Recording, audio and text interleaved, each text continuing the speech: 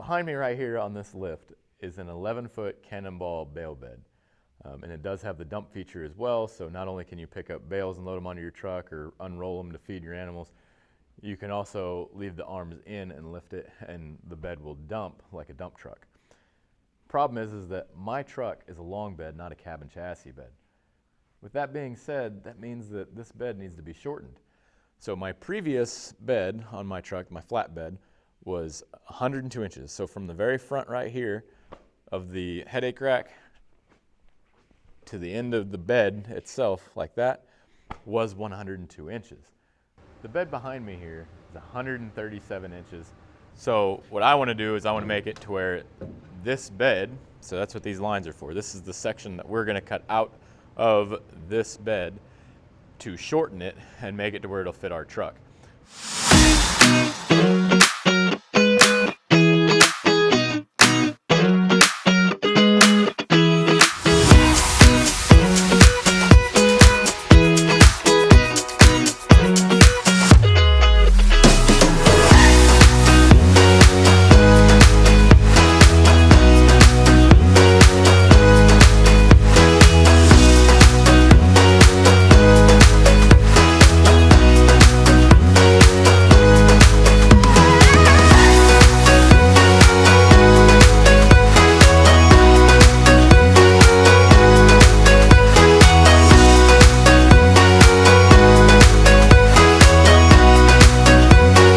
Everything in front of us obviously has been shortened, because if you remember, the bed used to come way up here.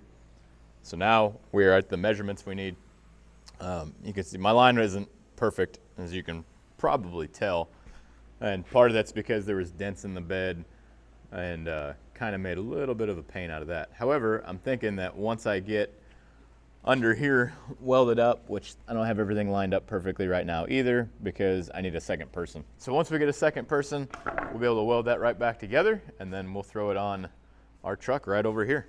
And then our truck won't be naked anymore.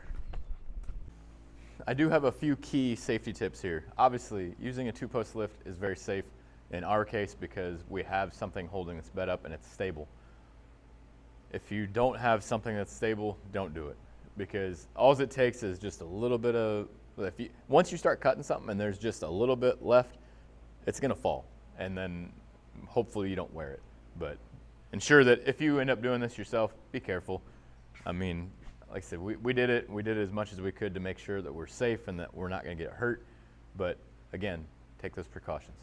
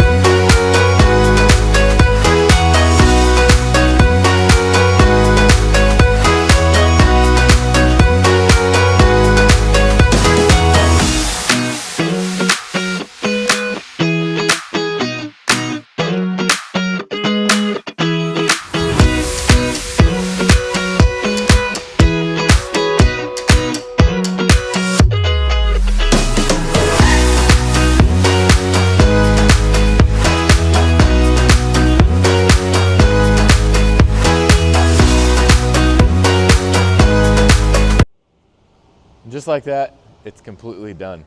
Now, are there some flaws with this? Of course there are. And are there obviously some concerns? Absolutely. I don't recommend doing it if you are not confident in your skills, because there are obviously a lot of potential failures, such as the welds on the frame. If they were to fail, that means that something's going to break off. That's not something you want, especially when you're driving down the road. Overall though, for us, this worked out very well. Happy with how, it works like it should. Everything just turned out really, really nice.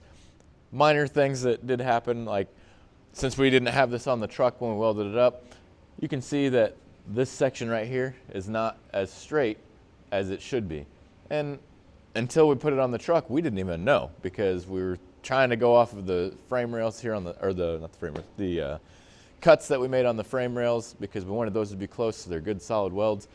And obviously my cuts were just a little crooked and didn't match up like we were hoping. We also still have some things that do need to be fixed. So I replaced 3 hoses on this setup already, and the hoses themselves weren't bad, the fittings are. And what happens is that they're not very thick, and salt and everything else gets in there and it just eats away at them and makes it to where the hose fitting itself will be able to get a hole busted in it pretty easily.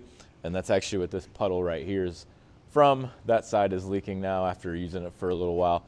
So that's okay. We're gonna end up replacing all those hoses that we just don't have to worry about it. And pretty happy with it though. So thanks for watching.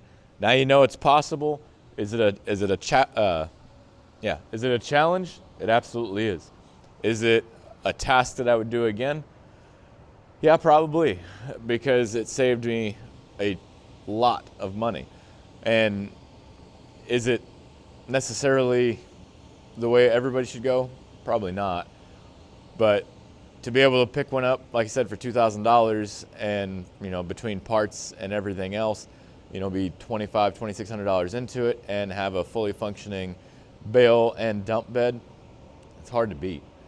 So thanks for watching. Hope you enjoyed the video. Have a blessed week. We'll see you next time.